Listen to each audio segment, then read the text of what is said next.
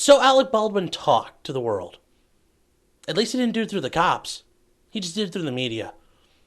Is that really better? Of course not. But since he did, let's talk about it. Hello again, everyone. My name's Sean Martin. I am an attorney in the Cleveland, Ohio area, and I practice criminal defense. Today we're going to talk about Alec Baldwin in his interview he had with George Stephanopoulos from ABC News. First things first, I know some of you are going to say, wow, Sean, this is kind of late. Yeah, I had some court matters I had to take care of, including getting ready for a trial. So I apologize for that, but we're here now, so let's do it. Now, I'm not going to go ahead and get into the 4 rules of firearm safety and what he should or shouldn't have done on that set and why those were wrong.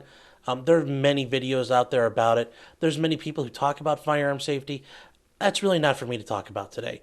But we can talk about what he said and why do I think that's really bad for him. I will just state in all fairness, he did receive some of the best firearm safety advice from Sean Connery about 30 years ago. Be careful what you shoot at. Huh? Most things in here don't react too well to bullets. Right. It sounds like that advice really didn't take hold in Alec's brain. Now, in my introduction, I mentioned why you shouldn't talk to the press. Well, it's no better than the police. The police are looking to put someone in jail, so you shouldn't talk to them. They're trying to solve the crime, and if they're talking to you, well, they think you had something to do with it, or they think you're the bad guy who did it. The press?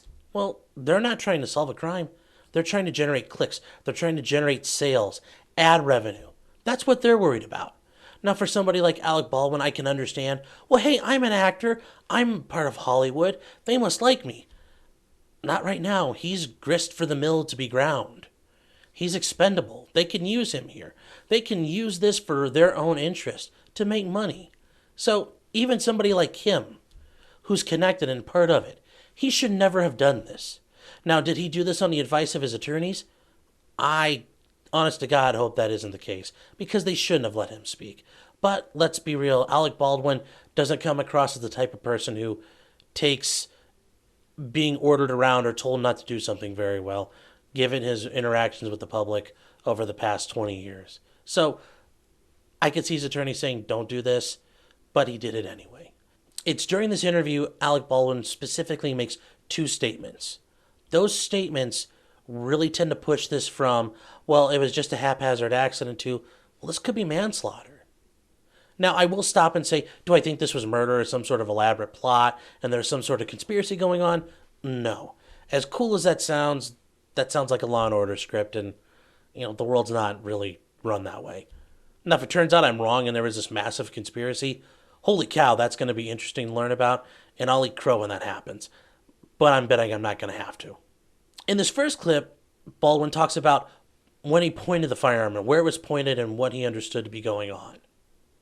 So if you're shooting directly into the camera lens, you're not aiming. I'm not shooting into the camera lens. I'm shooting just off. Just off. Right, in her direction. I'm holding the gun where she told me to hold it, which ended up being aimed right in below her armpit, was what I was told. I don't know. The problem with this statement is such a big compound sentence.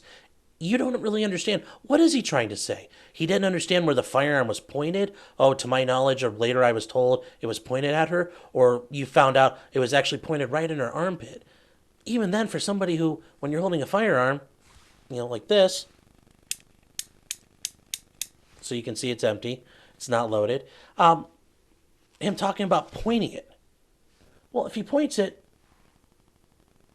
I can see where it's pointed. And let's be real. If he's cross-drawing it, well, who's it pointed at? Oh, it's pointed at the lady in the camera. Oh, okay, yeah, it's kind of pointed at her.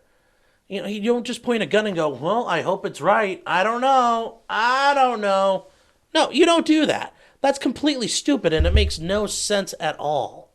So you have a problem there, because now you've made that statement out in the open. You're now locked in. The police have that. The prosecution has that. Now, does it make you sound like a liar that you weren't really sure where you were pointing things? Maybe. Does it make you sound like an idiot? Well, yeah, it does. You don't really understand what you're doing with this thing in your hand? It's the second statement that he makes almost immediately afterwards that I have a big problem with.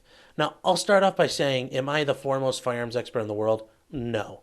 As far as attorneys are concerned, do I know a lot about guns compared to the average bear? Oh yeah, I know a lot.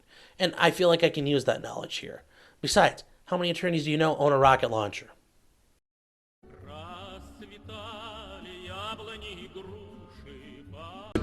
Now in this scene, I'm going to cock the gun. And I said, do you want to see that? And she said, yes. So I take the gun and I start to cock the gun. I'm not going to pull the trigger. I said, do you see that? She goes, well, just cheat it down and tilt it down a little bit like that. And I cock the gun. I go, can you see that? Can you see that? Can you see that? And she says, and then I let go of the hammer of the gun and the gun goes off. This is a single action firearm. This is what Alec Baldwin, it's not exactly what he used, but the operating principle is the same. We already checked this earlier, so we know it's safe. He talks about trying to cock it little bit, little bit, little bit, little bit, little bit for the camera. Well, I don't understand how far he's going to go back, because eventually if you go too far back, it locks. And from here, the trigger does not work because it's not meant to fire from here. So I don't understand how he's playing with it and how he knows how far back he can go.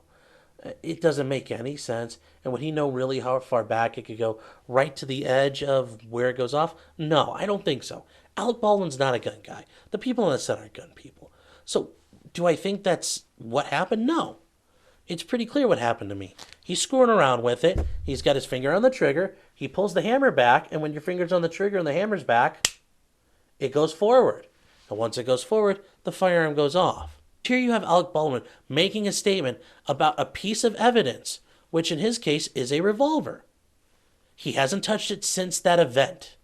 He hasn't had it inspected by a gunsmith or an engineer or some expert who can say, yes, your story makes sense and it matches up. Go forth and share it with the world. He hasn't done that. Instead, it's been sitting in police custody. So when Alec Baldwin told the story, what did the police do? Well, they went down to the evidence room, picked this up, and they started messing with it to see, could it happen the way he said? And it looks like it's impossible. So what does that mean? Well, now the police think he's lying. Or he's just an idiot. And when you're trying to charge somebody, neither of those are good outcomes. You don't want to look that way. Do you want to look like to the police you're a complete blundering idiot playing around and waving a gun and you don't know what you're doing? Well, no, that makes you look really bad. Do you want to be a liar and you won't tell the truth? Well, no, because if you're lying, they think you're doing something malicious. You're doing something evil. You've got something to hide. So being stupid or a liar, those are the two choices here. Neither of those look good. And at this point, once again, just like his prior statement, this is now baked in. This exists. It can't go away. It's clear he said it. He's not going to be able to say that wasn't me. And if he tries to clarify it later, it's going to look like backtracking or he's making excuses. He's not going to be able to say, oh, I didn't know what I was saying. He can't. That's it. It's out there. The world has it. So that's why you don't talk to the press. It's just as bad because now it's stuck out there forever. So where does this go? I don't know for sure. From the start, I was already leaning towards, wow, this looks a lot like manslaughter or negligent homicide. I was really starting to lean that way, and I'm still leaning even harder now. His statements in this interview make it look like he's a complete idiot playing around with guns and won't admit what he did. Now, is that him part of his trauma that, oh, I couldn't have put the finger on the trigger and shot this gun and killed this woman? Maybe. Or is he thinking, oh my God, I really did it and I don't want to tell anybody? Yeah, possibly. Either one's pretty realistic. Those are very common things that happen. So yes, I think he's facing manslaughter at the end of the day. Do I think Alec Baldwin's going to go to the New Mexico State Penitentiary and make license plates as a result of this? No. I don't see that happening. And is that really necessary? Is that the interest of justice? That's something we'll have to talk about. That's a whole nother topic. What is the interest of justice here? What does justice demand? Well, that's it for today. If you like what you see here, please like, share, subscribe. Questions or comments below. Be happy to read them and respond to you. And remember, guys, until next time, just because you did it doesn't mean you're guilty.